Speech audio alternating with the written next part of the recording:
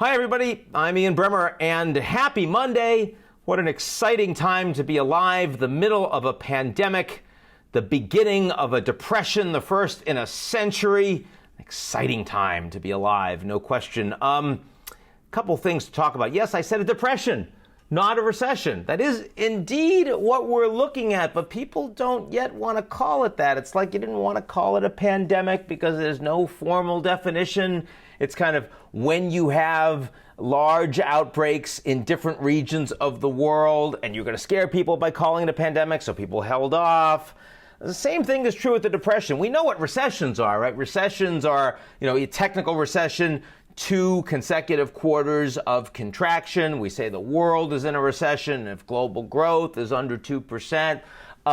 We don't have a definition formally of depression, but what we know is that it is materially greater in both depth and duration than a recession, and it's also truly global. Well, I got news. We're checking all the boxes. It's obviously global. Every country in the world is getting hit by this pandemic, and every country in the world is having its economy, both supply and demand side, severely disrupted as a consequence of not having a vaccine for this new disease.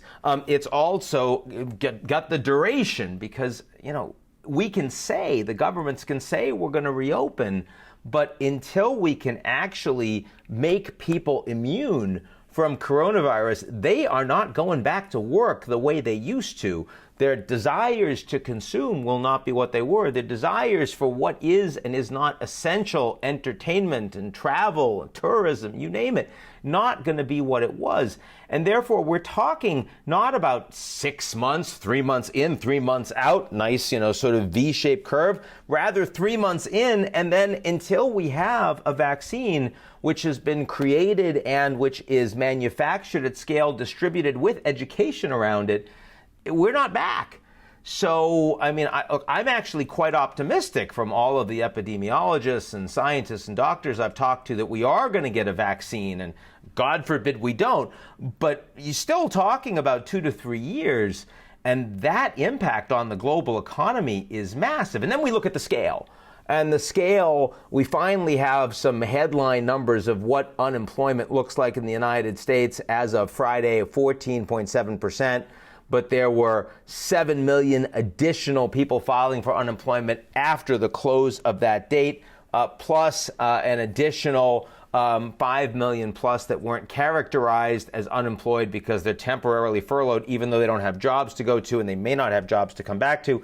So the reality in the United States is we're closer to 25%, well over 20, and the peak of unemployment during the Great Depression was 25%, 24.9. So, frankly, for all 3 of these boxes, we are entering depression territory. And no, the Trump administration running for re-election is not going to want to say that.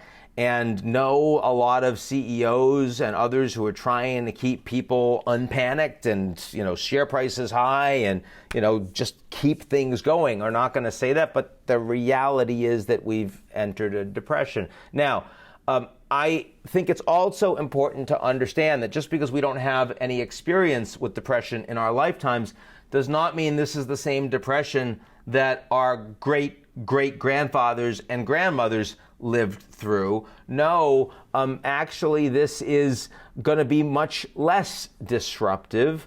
And the reason for that is because there's so much more wealth. A global depression today that affects a world that has so much more resource and capital and resilience. It's political institutions, it's society, it's economic institutions, it's healthcare. It's very different than what we experienced during the Great Crash. Middle income developing countries today are wealthier than the middle class in the United States and Europe was during the Great Depression, which means you can take a 10% contraction to these major economies, worse in some of the developing world, and it won't have the same level of human depredation, the same level of death and destruction economically that we had before. Does that mean we shouldn't care as much about it? No, it matters. The present day is what we all pay most attention to. We've got big discount variables for the past, and on the basis of how we act, we obviously have big discount variables for the future, or else we'd be treating the world of the future very differently. We'd deal with climate change, we'd have resilience for pandemics and the rest. But it is important to understand what it is that we're entering. And we characterize it as a big recession. We're going to put it in our minds in terms of 2008, 2009. It is very different from that. By 2009, we were well on track for rebound. 2020, life is still very, very different for all of us experiencing this coronavirus depression. Another thing I would say is one reason why we've responded to it badly is because the last major pandemic we had, African swine flu H1N1 back in 2009, was many in public health thought that we overreacted to that. Too much money, too much political, sort of scare mongering going on that ended up costing an awful lot that was inefficient. And as a consequence, there wasn't as much focus that the next pandemic could be a lot worse. That's one of the things that allowed the United States to not efficiently stockpile ventilators, for example, in key PPE, and allow some that we had to not be serviced and not be adequate for the population. It's what's allowed the World Health Organization to be more skittish about declaring a pandemic. They didn't have a protocol for it, instead simply characterizing it later on. A few weeks after, it was pretty clear that's where we were, as having pandemic characteristics. Again, not leading to the same kind of urgency, of the CDC in the United States that you would have hoped after watching the movie Contagion, which, by the way, I did actually see again. So anyway, that's kind of where I think we are right now. I will say that I wish people would stop beating up on the World Health Organization. I don't do that.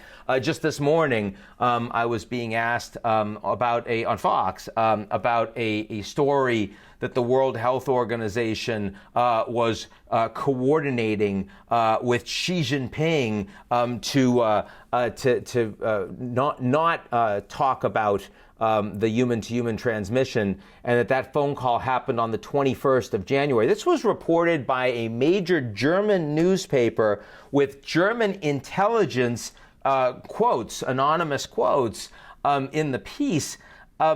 Actually, there was no such phone call between the Director General of the WHO and Xi Jinping. And not only that, but the day before that call was supposed to have happened, the WHO finally had come out and said there was human-to-human transmission. That was January 20th. And the week before, the 14th, when they basically passed on information from the Chinese that said there wasn't any, that's not on the WHO. That's on China for covering up, for lying about it. Now, finally, the Chinese director of their health institute is out publicly saying we made big mistakes. They're not saying that mistake was covering up for their own people and the rest of the world for a month, but at least they're moving in that direction. Clearly, China is at fault here. The World Health Organization, if you want to blame for carrying water for China, you've got to recognize that the reason they do that is because they are not allowed to criticize donor states. Donor states won't allow it.